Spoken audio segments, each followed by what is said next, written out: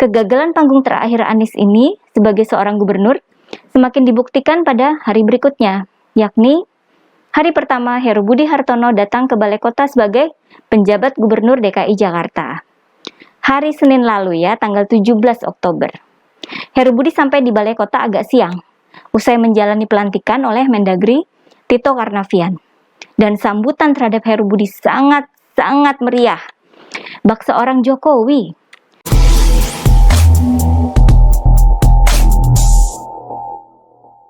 Hai guys, jumpa lagi dengan saya Nina Nur. Bersama-sama kita akan mengulik dunia politik dengan awas, waras, dan cerdas. Dalam video sebelumnya, saya sudah menyebut bahwa ada semacam rasa minder dari seorang Anies Baswedan terhadap penjabat Gubernur DKI Jakarta, Heru Budi Hartono. Ya memang, Anies ini punya titel ya, PhD dari universitas di Amerika. Namun dari segi kinerja, begitu banyak kritik dari berbagai pihak terhadap Anies selama 5 tahun masa jabatannya. Kritik itu disertai dengan bukti-bukti yang diberitakan di berbagai media, artinya bukan kritik kosong ya.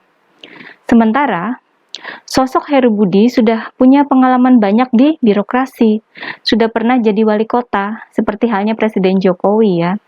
Karir Heru Budi juga berjalan dengan sukses. Ditunjuk jadi pejabat publik dan tidak pernah dipecat macam Anies. Jadi ada 3 faktor di mana Anies sangat terhempas dengan eksistensi sosok Heru Budi, yakni pengalaman, kemampuan, dan tidak pernah dipecat oleh Presiden Jokowi. Saya yakin Anies tidak akan mau diajak berdebat soal kerjaan dengan Heru Budi. Yakin benar saya. Serupa dengan keengganan Anies saat jadi gubernur untuk membahas banjir dengan Kementerian PUPR. Mana bisa kan bawa-bawa sunatullah ketika berdebat dengan orang-orang pinter di PUPR, atau bilang airnya parkir, atau banjir karena banyak air jatuh bersamaan. Sebagai sosok yang sudah mendapat deklarasi capres dari sebuah partai politik, Anies tidak mau kalah dong sama Heru Budi. Dan panggung terakhir Anies sebagai Gubernur DKI Jakarta digelar pada hari terakhir jabatannya. Di sanalah Anies berharap banyak bahwa ada antusiasme massa yang bakal terekam berita. Kalau bisa 7 juta umat datang ke Balai Kota untuk melepas Anies, gitu kan? Namun yang terjadi justru sebaliknya. Memang suasana acara pelepasan Anies itu berlangsung ramai.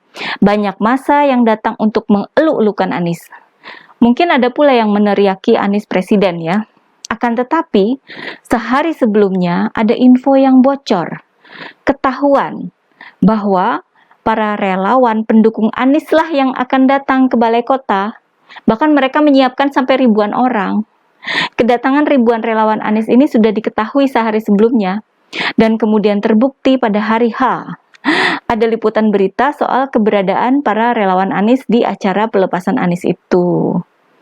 Padahal pihak yang paling berkepentingan adalah para warga Jakarta.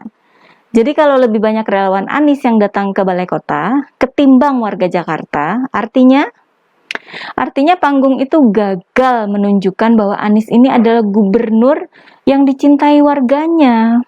Sesuai dengan beberapa hasil survei sebelumnya, di mana angka yang tinggi adalah ketidakpuasan atas kinerja Anies. Kegagalan panggung terakhir Anies ini sebagai seorang gubernur semakin dibuktikan pada hari berikutnya, yakni hari pertama Heru Budi Hartono datang ke Balai Kota sebagai penjabat Gubernur DKI Jakarta. Hari Senin lalu ya, tanggal 17 Oktober. Heru Budi sampai di Balai Kota agak siang, usai menjalani pelantikan oleh Mendagri Tito Karnavian. Dan sambutan terhadap Heru Budi sangat meriah. Bak seorang Jokowi. Sambutan meriah ini terekam di berbagai foto, video, dan berita media.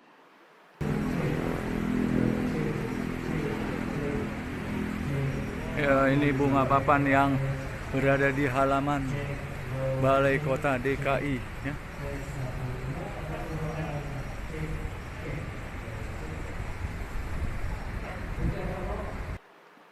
Puluhan karangan bunga menyambut kedatangan Heru Budi di Balai Kota. sejumlah pegawai atau ASN Pemprov DKI Jakarta bahkan menyambut Heru dengan spanduk selamat datang. Spanduk itu berisi kata-kata "Welcome home", selamat datang kembali, pulang ke Balai Kota DKI. Karena Heru Budi memang pernah bertugas di situ ya. Yel-yel sambutan juga terdengar, baik dari ASN maupun dari warga yang hadir. Saya bacakan ya, dari kompas.com, diberitakan teriakan-teriakan mereka seperti "Bapak pulang", "Pak Heru pulang", ke Balai Kota DKI maksudnya, dan "Pak Heru datang, rakyat kecil bahagia". Wah, meriah ya. Ditambah dengan berjubelnya warga dan ASN yang minta foto selfie dengan Heru Budi. Itu panggung besar yang tercipta secara spontan buat Heru Budi, tanpa ada rencana-rencana, tanpa ada undangan, tanpa ada relawan. Mengingatkan kita pada meriahnya warga masyarakat menyambut Presiden Jokowi di berbagai daerah ketika beliau berkunjung ke sana. Dengan sendirinya, kemeriahan ini mengaburkan memori publik bahwa sehari sebelumnya Anies menggelar acara pelepasan di tempat yang sama, yang sebenarnya juga rame, banyak orang yang hadir, disertai dengan yel-yel juga. Namun, ketahuan bahwa yang hadir itu termasuk para relawan pendukung Anies Nyapres. Beda dong. Sementara yang menyambut Heru Budi adalah mereka yang benar-benar berkepentingan di DKI Jakarta. Ya pegawai Pemprov DKI dan juga warga masyarakat. Heru Budi juga nggak lagi mau nyapres kan? Justru Heru Budi datang ke Balai Kota untuk mulai bekerja di sana. Kerja, kerja, dan kerja. Ini tujuan kehadiran Heru Budi di Balai Kota. Ketika tujuan itu disambut dengan antusias, dengan meriah, artinya tanpa kampanye, tanpa janji-janji, tanpa kepentingan politis, di hari pertamanya bekerja, Heru Budi sudah mendapatkan kepercayaan dari jajarannya maupun dari warga masyarakat. Bahwa dia ini bakal mampu bekerja sesuai dengan tupoksinya, tugas pokok dan fungsinya. Gak ada keraguan. Karena Heru Budi merupakan pilihan dari Presiden Jokowi. Sementara Anies adalah bekas pecatan dari Presiden Jokowi. Ups. Ini bukan omong kosong atau menata kata ya. Heru Budi memang sudah siap bekerja. Pada hari pertamanya, sorenya dia langsung bertemu dengan Menteri PUPR untuk membahas soal banjir di Jakarta. Kepada para awak media, Heru Budi menjelaskan bahwa ada 3 macam banjir di Jakarta, yakni banjir rob, banjir hujan, dan banjir kiriman. Penjelasan Heru juga disertai dengan rencana-rencananya terkait pengerukan saluran, pengecekan waduk, dan pompa. Panjang lebar penjelasan Heru. Dan tidak ada satupun yang tidak logis, macam air parkir, dan banjir karena banyak air jatuh bersamaan.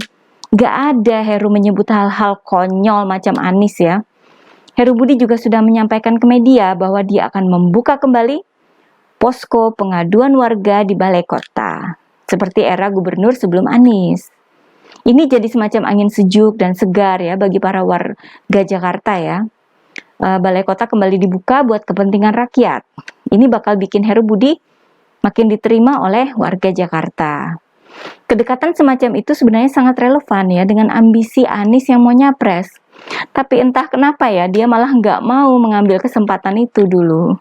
Sekarang Heru Budi yang nggak ada niatan politis, justru namanya bakal makin berkibar di Jakarta. Dan Anies ya makin tenggelam. Selalu dari Kura-Kura. Kasih jalan dulu, kasih jalan dulu. Kasih jalan, kasih jalan. Kasih jalan. Pelan-pelan, Pak. Hidup DKI. Tetap kita dukung Pak Heru. Selamat Pak Heru. Selamat ya Pak Heru. Kasih jalan. Dari angkatan juga, Pak. Pelan-pelan, jalannya.